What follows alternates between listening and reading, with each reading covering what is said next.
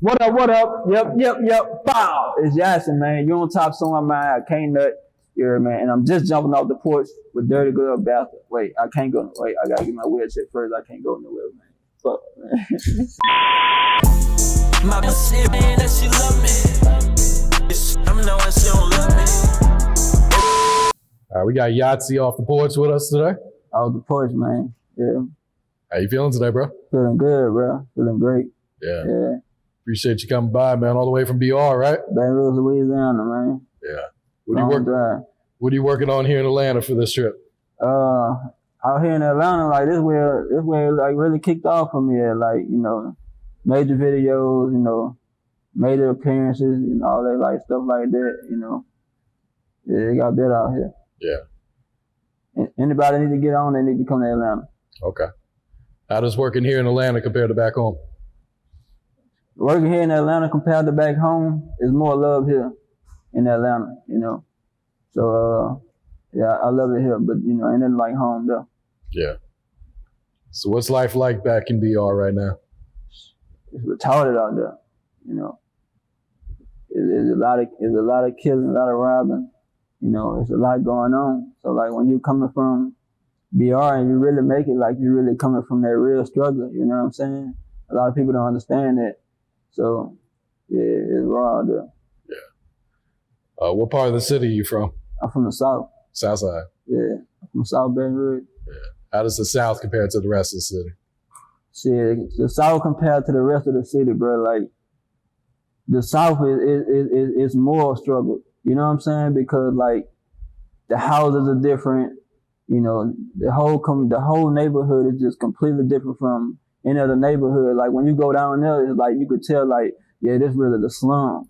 You know what I'm saying? When you ride other places, you know, like, yeah, you know, it's the hood or whatever. But when you go to the South, it's like you know you in the slums. It's like you can't ride down none of these streets playing no game. You know, you ain't about to do that in the South. Yeah. Yeah. Has BR changed much since when you were younger to now? Or is it pretty much the same? It changed a lot. You know, I grew up under the OG though. I never really grew up around nobody my age, so I can't really speak on this generation, but it's more crime. Yeah. It's more crime because more young people got guns now. And they not just carrying handguns, they carrying big automatic, you know, ARs and choppers now. So yeah, it's easy to get a gun, so it's more crime. Why do you think there's so much violence in the city? In Baton Rouge? Yeah. Man, it's jealousy. You know, like Baton Rouge is like crab of buckets. I mean, crabs in the bucket. You know what I'm saying? Like, nobody like to see nobody doing good. You know what I'm saying? So once they see you doing good, they about to try to stop that. Because the first thing they thinking about is either they won't rob you, or they looking at it like if he be on, is a possibility that he can fuck my bitch. It's like, you know, all that kind of shit like that, man. And one, it's bad. And especially if they don't like you and somebody in their family like your music and they always listening to your music, oh, they gonna hate that. Yeah, they don't like that. How old were you when you first jumped off the porch? When I first jumped the porch, I was 9 years old. Yeah, my cousin Tiger, yeah, man, he locked up right now, free Tiger. You know, they also call him Ape Life. He got 115 years for shooting at the police or whatever, shoot out with the police. And when I was 9, he gave me a 9, and we went to go on our move on the store or whatever. You know, I can't, yeah, with free Tiger, man. 9 years old. 9 years old. I was 9 with a 9. Yeah, that bill so big. I'm talking about so big. I'm walking down the street, my pants falling down to my ankles. Like, you know, my mama, you know, my mama, she street too. Yeah, my grandma street, everybody street. So they wasn't even tripping on that. Mm. Yeah. What year did you go to prison?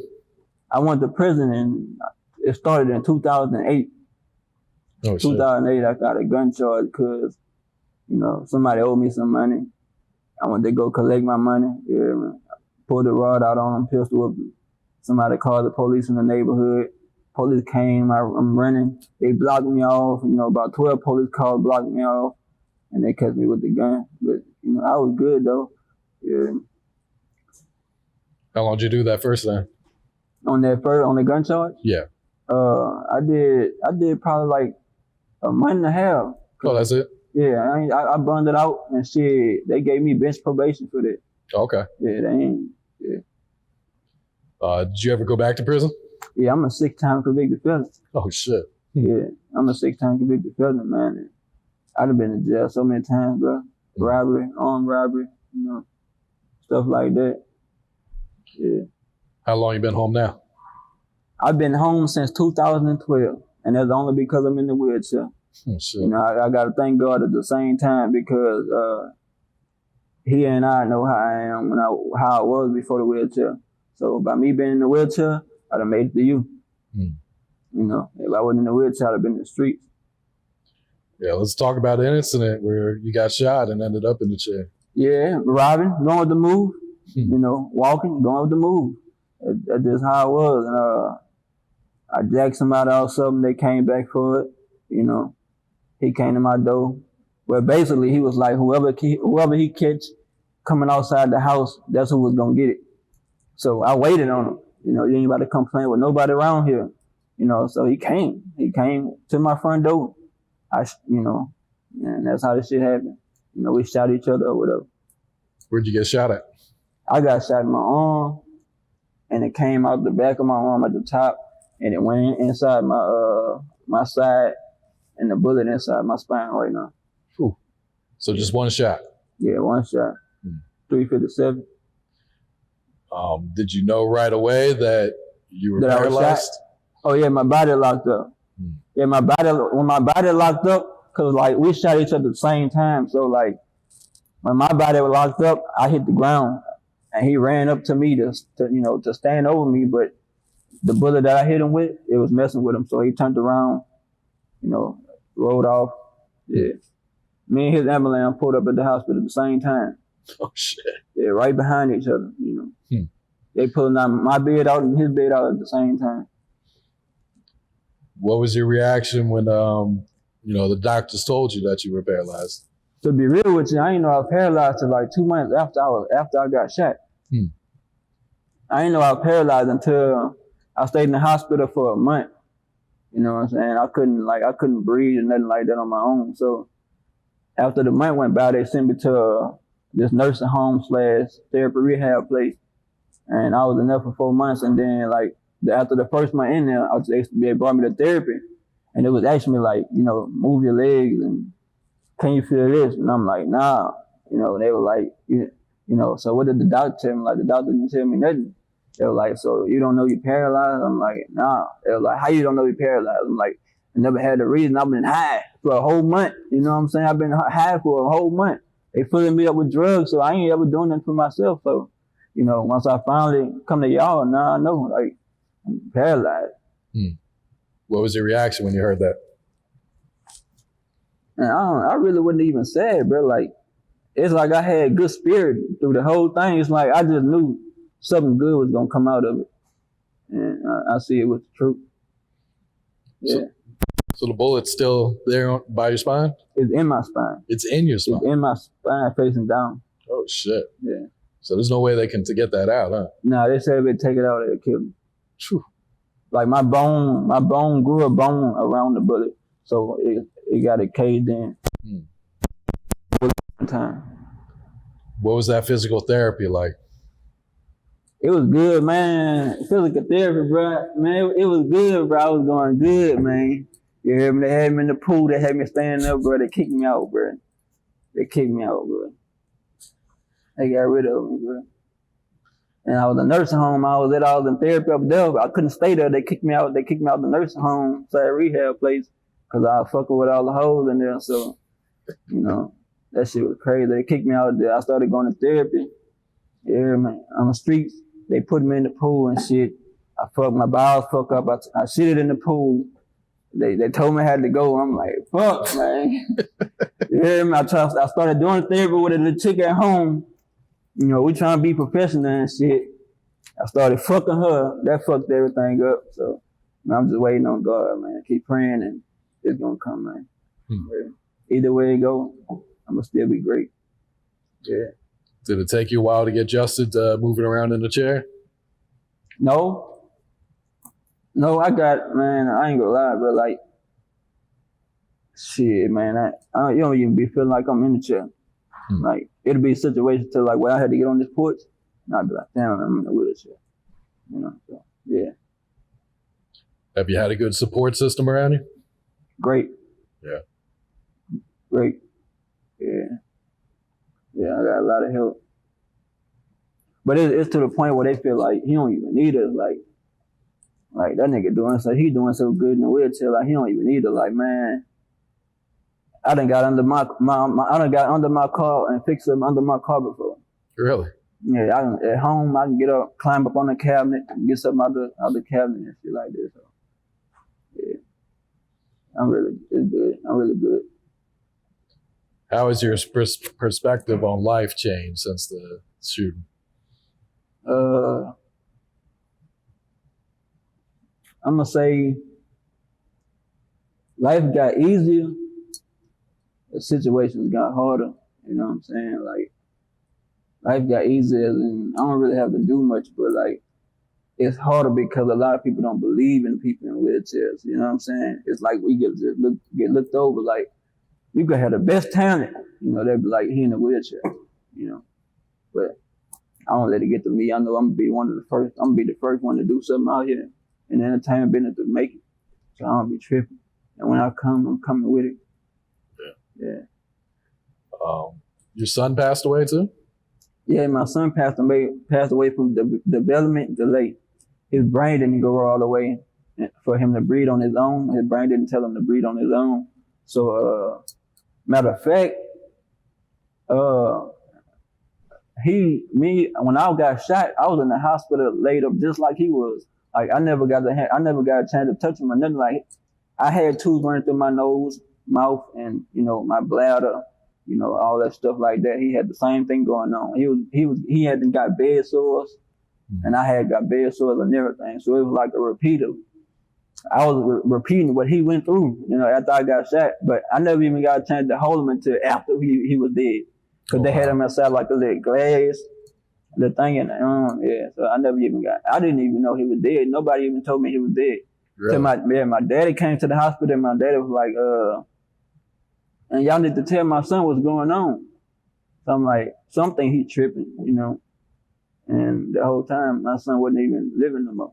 You know, he just was there for people to visit. So, yeah. How did you handle that while being in the hospital yourself? That's a lot to handle right there. Oh, that's like, I was already bad.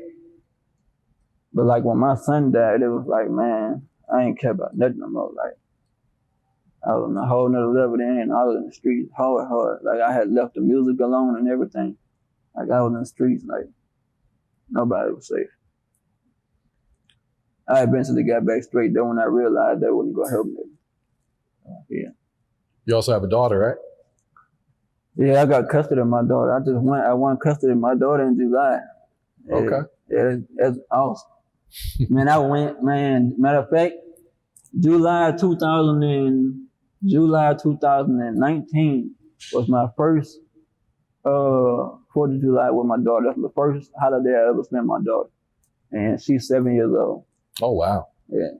Yeah, her mother kept her away from me for a long time.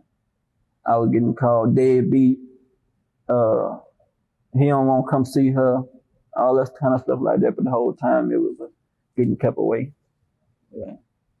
What does it mean to you to have custody of her now? Yeah, it means I'm a good father. You know what I'm saying? I'm one of the best fathers out here. A lot of dudes ain't about to fight for no custody. You know what I'm saying? They'll want to be there a few days here and there, but a lot of dudes can't handle that every day. You know what I'm saying? They're good enough for school. That's why I don't respect them. You ain't trying to be in your child life, I don't respect that, bro. Because I'm in a wheelchair. I get my daughter for school. I help her with homework. I cook for her. You know what I'm saying? I do everything for her. And if I can do that in the wheelchair, I know you can. So I don't respect nobody that don't be in their child life. Yeah. All right. So how long you been making music now? I've been making music since 2000 and I want to say probably 8. But then I stopped because I was in and out of jail. And I came home, got paralyzed, and I started back again. The only reason I started back recording after I got paralyzed is because I was fucking a female with my wheelchair hammer. And while I'm doing it, I'm making a beat. You heard me? So boom, she like, you need to stop playing and do that shit for real. So I'm like, what you mean? She was like, you need to really get back in the studio and do your thing, bro. Like, you was raw. You know what I'm saying? Just because you're in the chair, I don't mean you can't do it no more. So I started back doing it and shit. I'm here. You know? What do you mean you were making a beat? I was, like hitting her with the wheelchair handle. The pussy was wet. It's making, the noise. And I'm tapping on her ass, just hitting her with, yeah. And you just started freestyling. Yeah, I started freestyling, man. She was like, she had stopped, like, it was like a stop and laugh, but then it was like a serious conversation after that, like, so yeah. How long ago was that? That was, that was last year. Okay. Yeah, and the song was like, that little pussy, you gonna have to air it out. When I finish fucking, I'm talking big hole, I'm talking resize, I'm talking reload, like a big bitch card, I'm gonna max it out. Yeah, that's how it was. All right, explain how you came up with your name. You on top, so am I. Yes. My cousin, Free Daisy, my cousin, he locked up right now. He come home next year. Free Daisy boy. He dreamed the name. Me and him was a group, and we was like, man, we need a name for our group. So he dreamed the name, and he came running to me. He was like, man, cuz I got a name for us. I got a name for us. I'm like, what? He was like, Yasser boy. I'm like, at first I'm like, man, hell nah. So he was like, man, I'm telling you, brother, it'll work. So I'm like, what Yasser mean? He was like, I don't know, that's what I need you for. I need you to come up with the meaning for it. And I'm so good at coming up with meanings for word. Like, that's how I rap too. Like, I'll think of a word and I'll, put a word with every letter, That's how I rap too. But I was like, shit, I sit back for about 10 minutes. I'm like, you on top some of He was like, that's it. So that's it. So since he been gone, I just been holding the name down, for him. When he come home, it's the same thing. And then the same 3 days. What's the music scene back in BR right now? It's good. The music scene good, A lot of club music and stuff like that. Like a lot of music to make you move, make you get out your body, But shit, man, you better get the fuck. Cause man, the music out there in beyond, bro, man, you play it in the club or you play it somewhere at an event, man, you better go get your gun or you better do something because somebody about to start shooting. Like Boosie, I'm talking about, man, Boosie perform something, man, you better get your ass whooped. Somebody gonna leave with a fucking 4-eye. Yeah. Set it off. Oh, especially if that song come on, shit. You better go home. Be ready for church on that Sunday morning, man. Shit. Are the artists out there, are they real supportive of each other? Some of them, bro, like, man, it's a real competition, bro. Like, I like, bro, because everybody come together, bro. We really a win. You know what I'm saying? Everybody fuck with us. Everybody fuck with BR. Yeah. BR really have like the most respected rappers, From Boosie on down, like, the game really fuck with us, bro. It's just that they gotta stick together, man. Like, it's crazy. Yeah, why do you think so many people around the world are so in tune to the music that's coming out of Baton Rouge?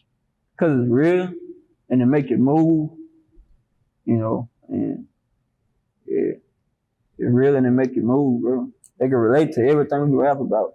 A lot of people can't relate to riding in this Bugatti, hopping on a yacht. You know what I'm saying? It be this great music, but you can't, BR make music that you relate to every day. So, yeah, that real gutter struggle music. Talk to us about your new video, Pressure. Pressure. Man, that wasn't even supposed to be a video, man. That's supposed to be a promo video. For real? Man, that's supposed to be a 59-second clip for Instagram. That motherfucker turned to a video shoot, man. I'm talking about, man, that video so dumb. Like, the energy of it, like, it's just the energy is just like, man, we just gonna turn into a whole video, bro. And put it out. It's doing good, bro. A lot of people like it. Yeah. And you got another single, Disoriented. Yeah, Disoriented, bro. Like, a lot of people love Disoriented. You know what I'm saying? Disoriented is deep. I really spoke my life on Disoriented. Like I really said, fuck it. And I said, fuck everything and fuck what people think and made it. And like, that's one of like my realest songs out right now. Yeah. So that one actually got played on the radio. Yeah, it's on the radio right now. Yeah, it's on the radio right now. Boosie just posted it on his page yesterday too. Oh yeah? Yeah. What was your reaction when you heard it on the radio for the first time? When I heard it on the radio the first time, I was excited. You know, I was excited, but it was like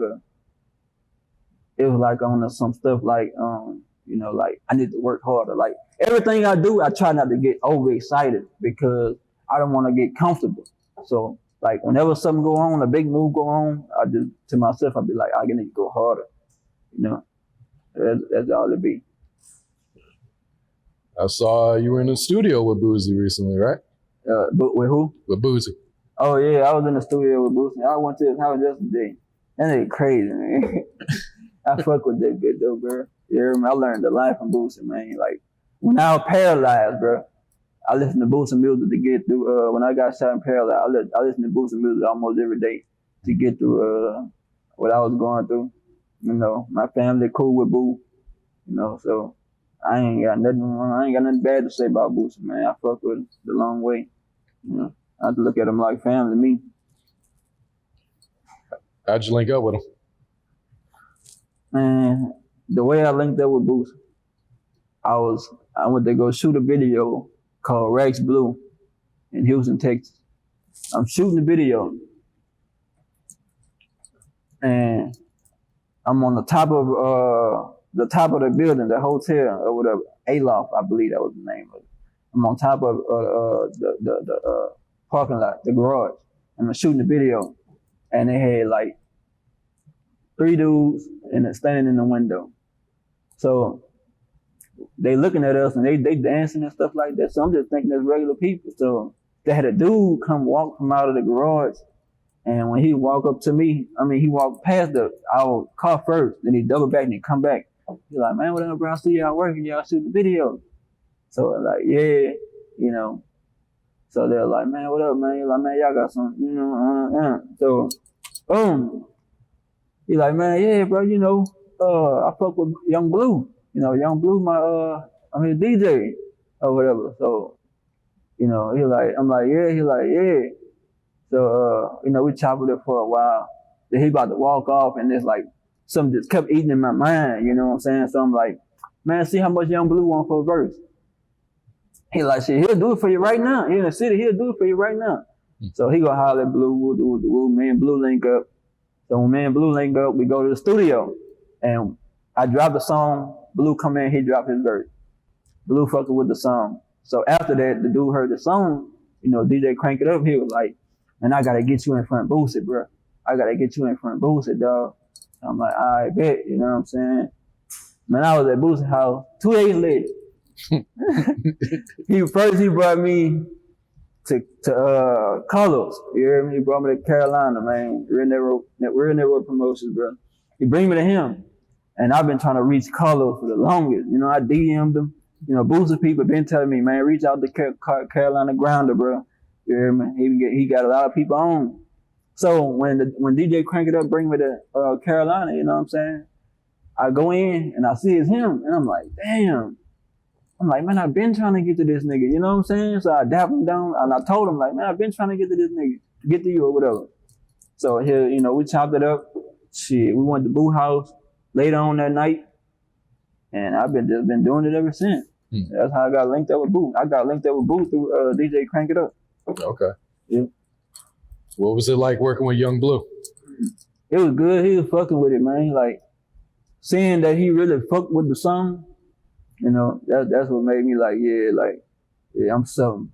You know what I'm saying? Like, yeah, I really can do something. I really will do something. So, yeah. He cool as a bitch, too. He don't play no games either. I fuck with that bitch. What's the name of that song you two did? It's called Man. M-A-N, Meet at Night. I could be your man, give you meat at night. Yeah. I told you, I spell out them fucking the word, bro. Every letter got a meaning.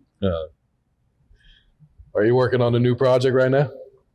Yeah, we about to shoot a video to my song called I Can't Nut.